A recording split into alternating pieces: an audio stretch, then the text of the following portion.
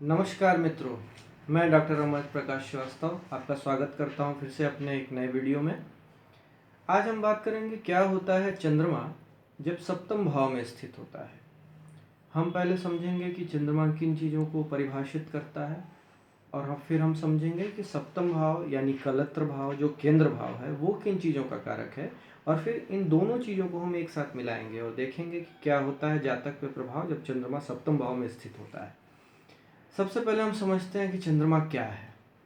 चंद्रमा हमारा मन है, हमारी माता का कारक है, हमारी जन्मभूमि से भी संबंध रखता है, हमारे पोषण से भी संबंध रखता है क्योंकि ये कर्क राशि का स्वामी है। घर में ये किचन से संबंध रखता है, शरीर में अंतःस्रावी ग्रंथियों से संबंधित है। सप्तम भाव किन चीज़ों का कारकत्व प्राप्त करता है? सप्तम भाव मूलभूत रूप से ये कालपुरुष की तुला राशि है। तुला राशि का स्वामी शुक्र होता है। चंद्रमा शुक्र से अच्छे संबंध रखता है, लेकिन शुक्र चंद्रमा के प्रति इतने अच्छे संबंध नहीं प्रदर्शित करता है। तुला राशि हमारे संबंधों को प्रदर्शित करती है। हमारे जीवन साथी के साथ संबंध कैसे हैं, चीज़ों के बीच सामंजस्य कैसे स्थापित किया जाए, तुला राशि ये प्रदर्शित करती है। मसौदे, एग्रीमेंट, शपथ पत्र, प्रबंधन का काम, किसी भी पार्टी को ऑर्गेनाइज करना, कई तरह के करारनामे, बिजनेस, ये सब कुछ तुला राशि प्रदर्शित करती है। हम बात करते हैं सप्तम भाव। सप्तम भाव आपके न केवल बिजनेस पार्टनर को, जो आपके व्यवसाय में साथ देने वाले आपके सहभागीदार हैं, ना केवल उनको प्रदर्शित करता है, बल्कि एक नैतिक रूप से आपके जीवन साथी को भी प्रदर्शित करता है, क्योंकि वो आपके जीवन पर्यंत आपका साथ देता है, वो भी आपका सहभागीदार है। इसलिए जीवन साथी का भी विचार हम सप्तम भाव से करते हैं। सप्तम भाव केंद्र भाव है, संबंधों का भाव है। इसलिए बहुत सारे लोग जब आपको जानते हैं, ये आपकी सामाजिक स्थिति बहुत सारे लोगों के बीच जानी जाती है, यानी आप प्रसिद्ध होते हैं, जो कि हमारे सारे अभिनेताओं, नेताओं आदि लोगों में होता है। तो इन लोगों का सप्तम भाव मजबूत होता है।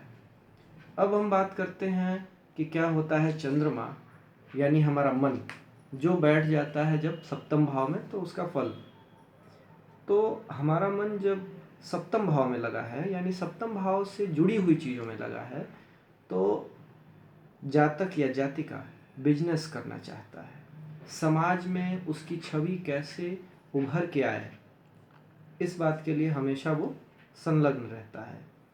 वो पार्टनरशिप, मसौदे, करारनामे, शपथ पत्र, चीज़ों को व्यवस्थित करने वाले व्यवसाय, और यहाँ तक कि कभी कभी एम्बेसडर के रूप में भी काम करता है।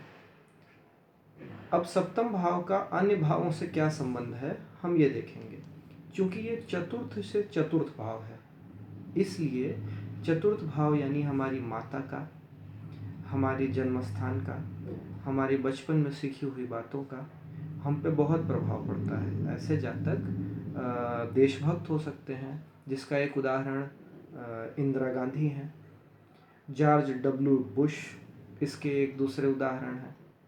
जो देशभक्त के रूप में जाना जाए, जिस पे अपने जन्मभूमि या जन्मभूमि पर रहने वाले लोगों का प्रभाव पड़े, वो चतुर्थ भाव से संबंधित होता है। तो ये चतुर्थ से चतुर्थ है, इसलिए सप्तम भाव भी चतुर्थ भाव के गुणों को समेकित किए हुआ है। ठीक उसी तरह दशम से दशम है, दशम भाव हमारी प्रतिष्ठा का है, ये भी फिर एक केंद्र का भाव है।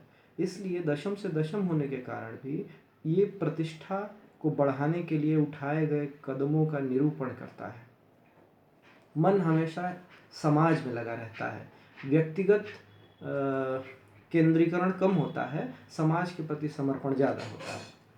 फिर अगर हम देखें तो ये एकादश से नवम भाव है। एकादश हमारे बड़े भाई, हमारे मित्रों का, हमारे बहुत सारे मित्रों के समूह का निरूपण करता है। इसलिए उससे नवम होने के कारण हमारे बड़े भाई से, हमारे मित्रों से और मित्र मंडली से होने वाले लाभ को भी प्रदर्शित करता है। हमारे यश से होने वाले लाभ को प्रदर्शित करता है। हमारे बड़े जनसंपर्क से होने वाले लाभ को भी प्रदर्शित करता है। ये नवम भाव से एकादश भाव भी है। नवम भाव हमारे पिता और एकादश भाव यानी उनके मित्रों से भी होने वाले लाभ को प्रदर्शित करता है। कुछ लोग दशम भाव से पिता का आकलन करते हैं, लेकिन नवम भाव से कुछ लोग करते हैं। ये एक मतांतर है जो आपको ध्यान में रखना होगा। नवम भाव आपके नैतिक मूल्यों का निरूपण करता है, संबद्ध है। नवम भाव धर्म से संबंध है। यदि आप लॉ की पढ़ाई करते हैं तो उससे संबंधित है, टीचिंग से संबंधित है। तो नवम भाव से चीज़ें जो जुड़ी हुई चीज़ें हैं उनसे होने वाले लाभ को भी प्रदर्शित करता है। अब ऐसा जातक जो बहुत सारे मित्रों, अपने पिता के मित्रों, अपने जहाँ का वो मूलभूत निवासी है, जहाँ का रहने वाला है, वहाँ के लोगों का प्रभाव उसके ऊपर है, और सप्तम भाव यानी पत्नी, जिसकी पत्नी स्वयं एक माता की तरह उसकी सभी सुख सुविधाओं का ध्यान रखती है, इन चीज़ों से प्रभावित है। ऐसा जातक यदि चंद्रमा की स्थिति अच्छी हुई तो बहुत सारे लोगों में जाना जाता है और वो विख्यात होता है। वो बिजनेस में अच्छी सफलता प्राप्त करता है। चीज़ों को किस तरह से सामंजस्य उनके बीच स्थापित किया जाए इसमें माहिर होता है, इसलिए अर्थव्यवस्था का भी जानकार होता है और धन कमाने में निपुण होता है। ये सब कुछ चंद्रमा की स्थिति पे भी निर्भर करता है, क्योंकि चंद्रमा यदि अमावस्या के आसपास का हुआ, शनि राहु केतु जैसे ग्रहों की दृष्टि हुई, नीच के मंगल की दृष्टि हुई, तो ये सारी स्थिति पूरी तरीके से बदल जाती है। इसलिए किसी भी ग्रह का किसी भी भाव में फल यदि आपको देखना है तो वो किस नक्षत्र में है, उस पर किस ग्रहों की दृष्टि पड़ रही है, नवांश में उस ग्रह की कैसी स्थिति है, वो किस ग्रह के साथ बैठा है और किस राशि में बैठा है, इस बात का विचार हमेशा करना चाहिए। ये मैं बार बार कहता हूँ। पत्नी का स्वभाव सप्तम भाव में बैठी हुई राशि, जो राशि है उस पर निर्भर करता है। उदाहरण के तौर पर यदि मिथुन राशि हो तो पत्नी का स्वभाव बातूनी होता है। मीन राशि का हो तो पत्नी का स्वभाव आध्यात्मिक होता है। कर्क राशि का हो तो पति का स्वभाव मूडी होता है। कुल मिलाकर ऐसे जातक का मन बिजनेस, और कभी कभी यदि विवाह नहीं हुआ रहता है तो जातक का मन इन बातों में भी लगता है कि अपने बिजनेस को हम कैसे खड़ा कर सकते हैं, मेरी पत्नी कैसी होगी। जातक पे माता द्वारा बताई हुई बातों का प्रभाव आजीवन रहता है।